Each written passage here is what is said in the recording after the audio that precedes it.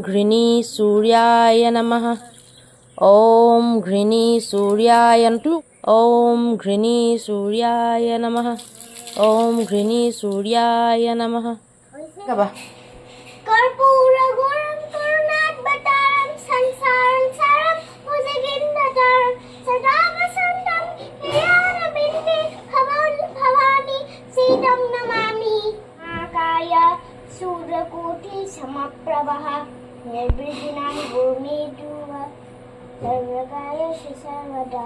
या देवी सर्वभूतेषु विद्यारूपेण संस्थिता नमस्तस्यै नमस्तस्यै नमस्तस्यै नमो नमः।